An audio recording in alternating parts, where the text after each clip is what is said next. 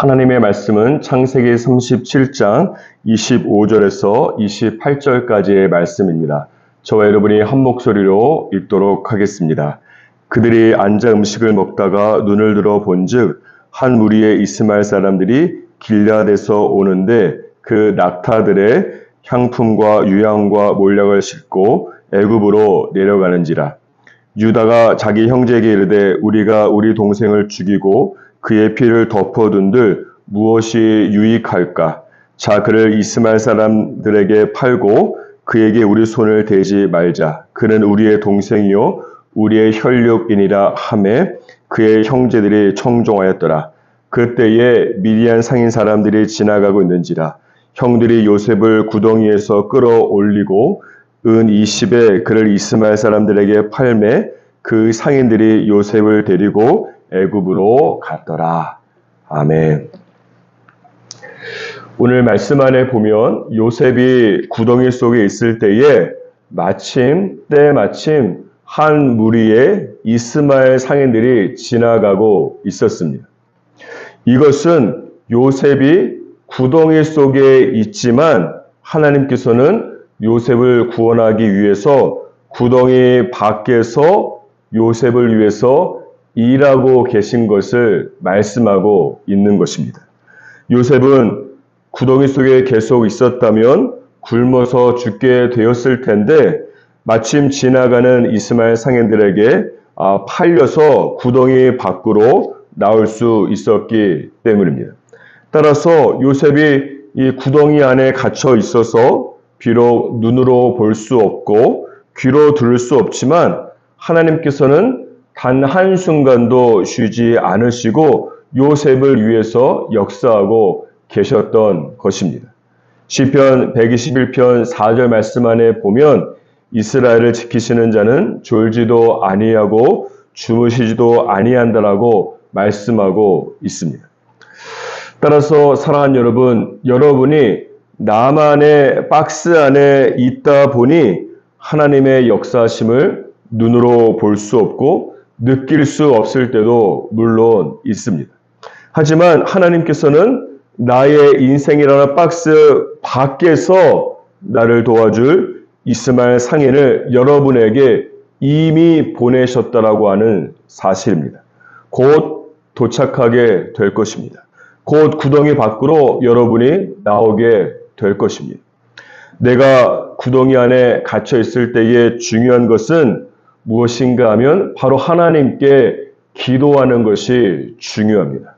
기도하면 성령 하나님께서 나를 내 인생의 박스 밖으로 나를 이끄시기 때문입니다. 그리고 성령 하나님께서 내 인생 박스에서 일어나는 하나님의 일을 보게 하시기 때문에 내가 구덩이 안에 있을 때는 하나님 앞에 기도하면서 내 영과 내 영적 기도는 인생의 박스 밖으로 나아가서 주님의 움직임을 믿음으로 보며 주님의 역사하심을 귀로 들을 수 있는 놀라운 역사가 기도할 때 일어나기 때문에 그런 것입니다. 시편 40편 1절 2절 말씀과 같이 내가 여호와를 기다리고 기다렸더니 귀를 기울이사 나의 부르짖음을 들으시고 나를 기가 막히게 웅덩이와 수렁에서 끌어올리시게 되는 것이죠. 사랑하는 여러분, 기가 막힐 여러분의 웅덩이가 기가 막힌 하나님의 기적으로 곧 변하게 될 것입니다. 다시 말씀으로 돌아와서 오늘 본문 말씀 26절과 27절 말씀을 보면 요셉은 아직 구덩이에 있고 밖에서 이스마엘 상인들이 지나갈 때에 26절 말씀 안에 보니까 형제 중에 유다가 한 가지 제안을 합니다. 제안의 내용은 무엇입니까? 요셉을 구덩이에서 굶어 죽게 한들 무슨 소용이 있느냐? 무슨 유익이 있느냐라고 말합니다. 차라리 마침 이쪽으로 오고 있는 이스마엘 상인들에게 요셉을 팔자라고 하는 제안입니다. 그래도 요셉은 우리 동생이고 우리 혈육이니 그의 몸에 손을 대지 말라고 유다가 제안하고 있는 것입니다. 그 결과 27절 말씀 마지막 부분에 보면 요셉의 다른 형들이 모두 유다의 말을 청종했다라고 말씀하고 있습니다. 유다가 이렇게 제안한 이유가 무엇이겠습니까? 요셉이 구덩이에서 죽는 것보다는 차라리 노예가 되더라도 목숨을 부지하는 것이 낫다고 생각했기 때문입니다. 유다는 요셉을 살리려고 그런 제안을 한 것이죠. 요셉은 지금까지 2번이나 목숨을 잃을 뻔한 상황과 위기 가운데 있었습니다. 처음에는 형들에게 도착하자마자 형들이 요셉을 먼저 죽인 다음에 구덩이에 던져서 그들의 죄를 은폐하려고 했기 때문에 그렇습니다. 그런데 이 처음의 위기 가운데에서는 21절 말씀 안에 보면 르우벤이 요셉을 죽이지는 말고 구덩이에 던지자고 제안을 했습니다. 그래서 요셉은 이 위기의 때에 죽음의 위기에서 살아날 수가 있었던 것이죠. 또 다른 한 번은 오늘 말씀 안에 보니까 구덩이에 계속 빠져 있었다고 한다면 반드시 요셉은 굶어 죽게 되었을 것입니다. 그런데 이때에는 26절 말씀 이하에서 알 수 있는 것처럼 유다가 나서서 요셉을 이스마엘 상인들에게 노예로 팔자고 제안을 해서 요셉이 구덩이에서 나올 수가 있었던 것입니다.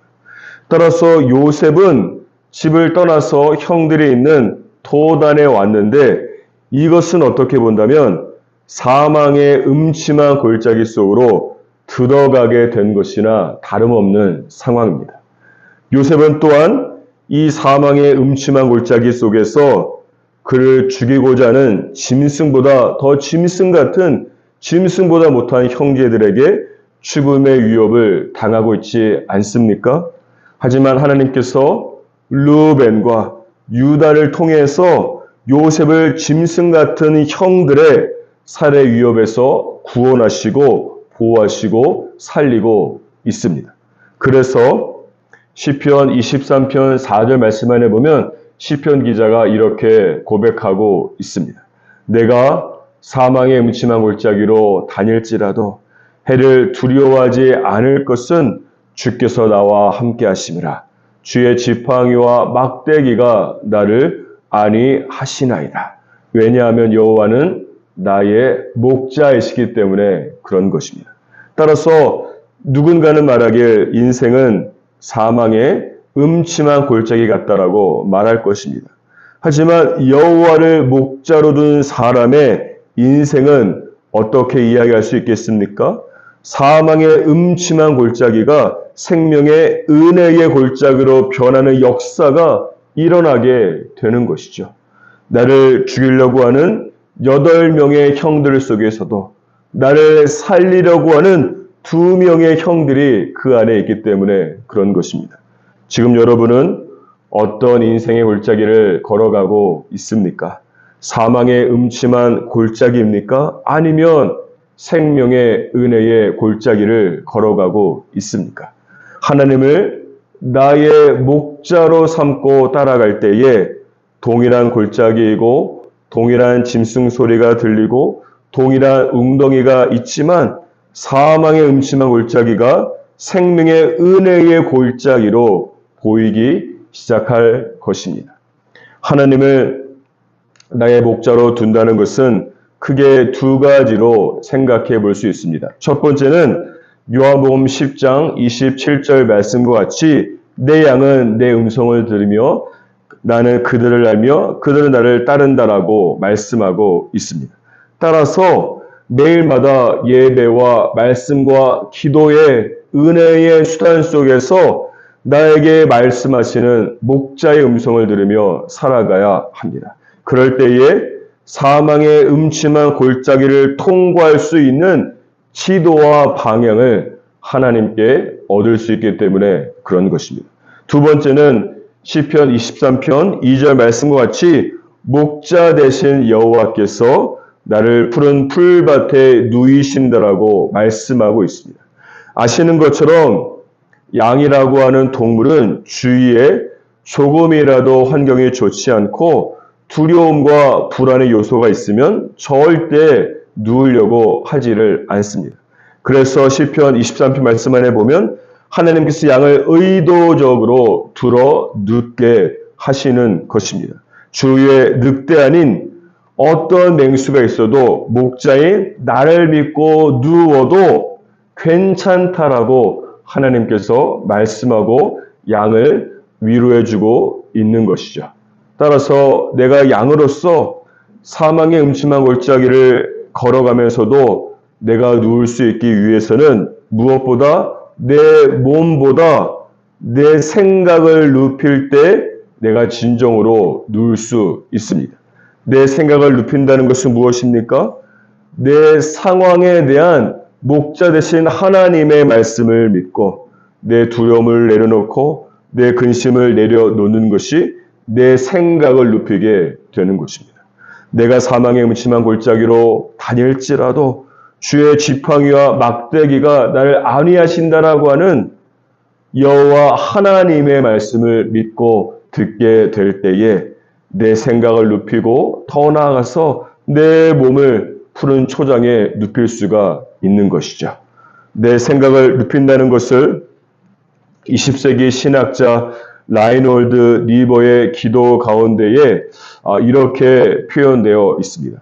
바꿀 수 있는 것은 변화시킬 수 있는 용기를 주시고 바꿀 수 없는 것은 받아들일 수 있는 평온함을 주시고 바꿀 수 있는 것과 바꿀 수 없는 것의 차이를 분별하게 하소서. 사랑하는 여러분, 여러분이 걸어가고 있는 인생길 속에서 변화시킬 수 있는 것은 하나님께 기도하면서 변화시켜야만 합니다. 하지만 바울의 가시오와 같이 변화시킬 수 없는 것은 받아들일 수 있는 하나님의 평안을 경험해야 합니다. 그리고 무엇보다 어떤 것은 변화시켜야 하고 어떤 것은 받아들여야 할지 목자 대신 하나님 앞에 나아가서 기도하면서 분별할 수 있어야만 되는 것이죠. 인간이 근심하는 이유는 무엇입니까? 변화시킬 수 없는 것을 변화시키려고 하고 변화시켜야 할 것은 그냥 걱정만 하고 두 손 놓고 있기 때문에 그런 것입니다.